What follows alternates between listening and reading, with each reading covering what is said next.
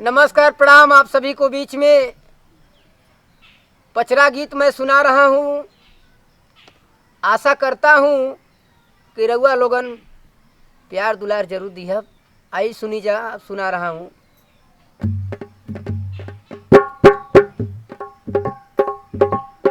एहो माई रहली ढोलक बजवैया गवैया तू ही बनवलू हो। एहो माई रहली ढोलक बजवैया गवैया तू ही बनवलू हो। तू ही बनवलू हो ए माई तू ही बनवलू हो। तू ही बनवलू हो ए मैया तू ही बनवलू हो। एहो माई रहली ढोलक बजवैया गवैया तू ही बनवलू हो। एहो माई रहली ढोलक बजवैया गवैया तू ही बनवलू हो। बचपन में दिहले रहलू मैया हो दुलार हो। जय जय माँ शेरा वाली की जय। बचपन में दिहले रहलू हमका दुलार हो। एही से भूखत बानी तोहर नवरात्र हो। एही से भूखत बानी इहे नवरात्र हो। बंगाल नइखे देखले रहली बंगाल देखवलू हो। बंगाल नइखे देखले रहली बंगाल देखवलू हो। एहो माई रहली ढोलक बजवैया गवैया तू ही बनवलू हो। एहो माई रहली ढोलक बजवैया गवैया तू ही बनवलू हो।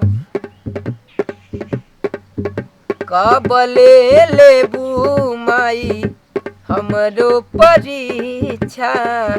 जब तक जियब पूजब मन करे इच्छा। हे माँ महाराष्ट्र के जीवदानी कृपा बनवलू हो।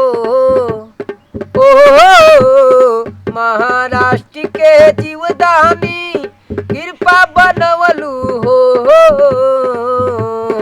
एहो माई रहली ढोलक बजवैया गवैया तू ही बनवलू हो। एहो माई रहली ढोलक बजवैया गवैया तू ही बनवलू हो। दिलवा में रहे माई हरदम सोच हो। लास्ट कड़ी है।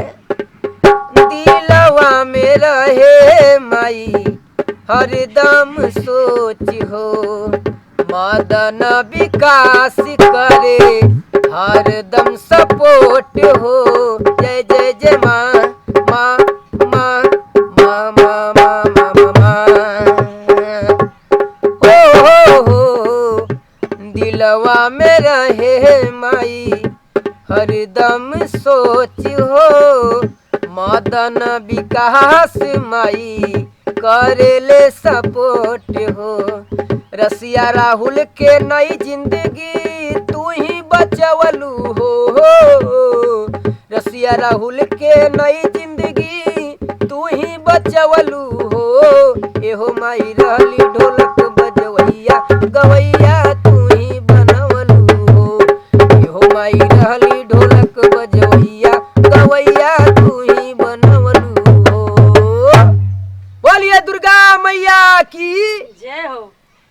तो रउआ सब लाइक सब्सक्राइब कमेंट जरूर करब। Thank you.